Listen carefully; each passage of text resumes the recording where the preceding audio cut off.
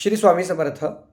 एका व्यक्तींचा मला प्रश्न आला, गुरुजी, मला स्वामींची सेवा आरंभ करायची आहे.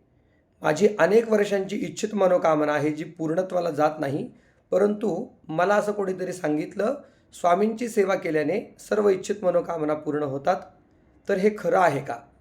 तर माझी जर एखादी मनोकामना पूर्ण व्हायची असेल तर मी स्वामींची सेवा करू का? आणि स्वामींच्या सेवेने माझी मनोकामना पूर्ण झालीच पाहिजे, असा त्यांचा प्रश्न होता. प्रामुख्याने जेव्हा आपण स्वामींची सेवा करतो ना, आपण मनामध्ये कायमच अपेक्षा भाव ठेवतो आणि अपेक्षा भावनेने जर आपण स्वामींची सेवा करत असू तर स्वामीसुद्धा आपल्यावर कृपा करताना नक्कीच विचार करतात. खऱ्या अर्थाने तसं तर स्वामी सर्वांवर कायम कृपाच करीत असतात, परंतु निरपेक्ष भावनेने जो खरी सेवा करतो त्याच्यावर स्वामी सदैव कृपादृष्टी दाखवतात. जो अपेक्षा भावनेने स्वामींची सेवा करतो, स्वामी त्याच्यावर कृपा करतात, परंतु वारंवार त्याची अधिक प्रमाणामध्ये परीक्षा पाहत असतात की हा भक्त खऱ्या अर्थाने किती मनाने किंवा प्रेमाने आणि भक्तीने श्रद्धेने माझी सेवा करत आहे.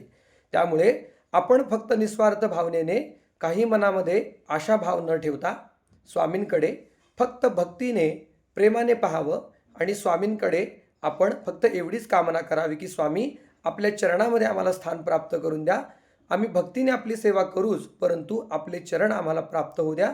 आमच्यासाठी जे योग्य आहे, जे आम्हाला हवं आहे ते आपण नक्कीच द्याल, अशी कामना मनामध्ये ठेवावी. परंतु अपेक्षाभाव न ठेवता कधीतरी निरपेक्ष भावनेने आपण सेवा करून पाहावी. कारण अर्थातच स्वामी आपल्या भक्तांकडून कोणत्याही प्रकारची अपेक्षा न करता भक्तांना भरभरून देत असतात. त्यामुळे मनामध्ये अपेक्षा न ठेवता स्वामींची भक्तीने सेवा करा. स्वामी आपल्यावर भरपूर कृपादृष्टी दाखवतात. श्री स्वामी समर्थ.